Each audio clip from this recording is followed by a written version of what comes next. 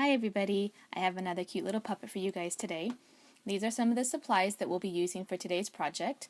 First up, you'll need some lamb's pry wool yarn, or any yarn will do, but this is the one that we use. A hot glue gun and some glue sticks. These are the finger puppet molds, and here's one close up.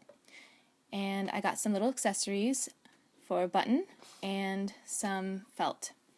So the first thing I'm going to do is make the braids for this finger puppet, and I pulled a lot of strands of yarn, and I'm just counting to make sure that I have enough. And now I'm going to tape them down on the table to make the braids, and I use 6 strands of yarn for each braid.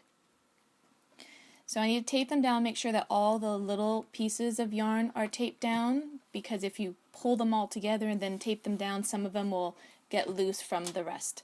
So now I'm just going to braid them up, and this process goes pretty quickly, and then I just tie them off with a little bit of, I think, embroidery floss. And there I'm making the other one. And these are not really long braids compared to some of the other finger puppets that I make that have braids as long as Rapunzel. So these ones will be longer than the finger puppet mold, but not super long. So I'm just going to glue it on the head, and then I'm going to trim off those little extra pieces. And the finger puppet mold is made out of wood, and so there's some like lines on the wood, and so I just try to choose a side that doesn't have any like blemishes in the wood, just so that it doesn't, I don't know, so it doesn't look bad, I guess. So now I'm going to trim off a bunch of little bits of yarn to make her bangs. And I make them extra long to begin with, because then I can come back in and trim them off. And she is going to be having a little bonnet or a little bandana, so it doesn't really matter how the top part looks. I just want to make sure that she's got some bangs that I can trim off and have it all be the same length. Now I'm going to choose a color, and I'm looking at the blue and the orange and this pink color. I'm not really sure because I don't totally plan ahead. But then I found this little asymmetrical little triangle piece. It's just a little remnant piece from something else. So I decided to use that as a bandana. Now it's not, I guess, an equilateral triangle. So once I get to the back and I'm trying to glue it down, I'm gonna run into a bit of a problem. So the first thing is that I get a little bit of glue on her bangs, and I need to trim that out or just cut it out. And it's not a big deal, I just use the very tip of the scissors to get that out. Then she's got this huge blank spot in the back of her head, so I end up just wrapping some yarn in there with a bunch of glue just to cover that up, because once I put her bonnet down, her head is going to show in the back. Plus, it's not going to be straight, like one side is higher than the other side, and that's just because I just grabbed a remnant piece to make her little headband. And then once I chose green for her headband, I decided to trade out her little ribbons on her braids, and so I traded the blue out with some green.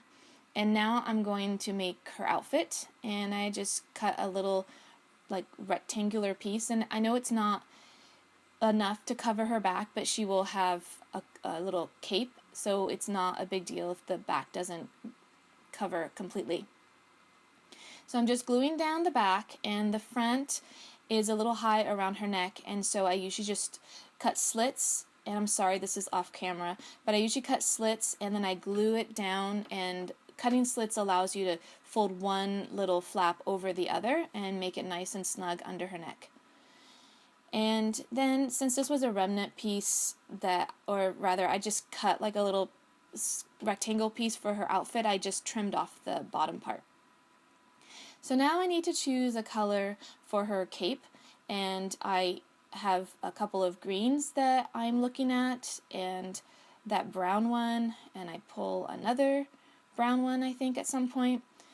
There I am. So I'm not sure what color I want, and I finally settle on this dark brown.